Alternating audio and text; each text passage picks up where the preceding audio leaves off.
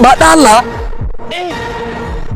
ya kutaka kujua jirani yako tatizo ni nini, yeye anaenda kusambaza kwa wengine na kufurahi na kucheka. Jirani yako ni mnafiki. Huyo ni mnafiki, mchawi, shetani. Kimbia kabisa huyo. Huyo hakufai. Na ukiona kwenye nyumba yako mlikuwa mmekaa tu vizuri, kidogo tu kuna kashetani kamepita, sasa mmeamua kudumisha amani kwa pamoja, alafu katika nyinyi ambao mnataka kudumisha amani kuna kingine tu akataki, yani kuna kingine tu bado kanakuwa kanawashwa. Huyo ni mchawi, huyo ni shetani, huyo ni pepo. Kemea, kemea kabisa, huyo ni pepo. Haiwezekani.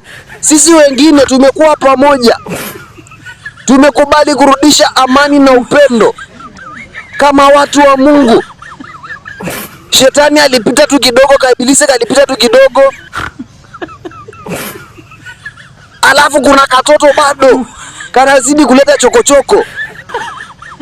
Hichi kitoto ni kichawi, huyo ni shetani.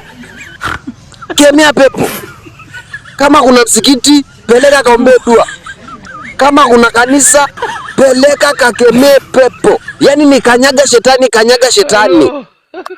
Sasa kama wewe hutaki amani, kama wewe unataka fujo, katafute nchi nyingine ya kuishi.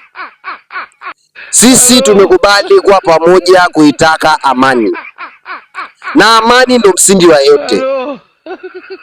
Ndio maana unaona sasa hivi wazee wa Simba na Yanga tunakutana uwanjani, tunakutana kwenye mabanda yetu ya mpira, tunapiga umbea kwa sababu tuna amani.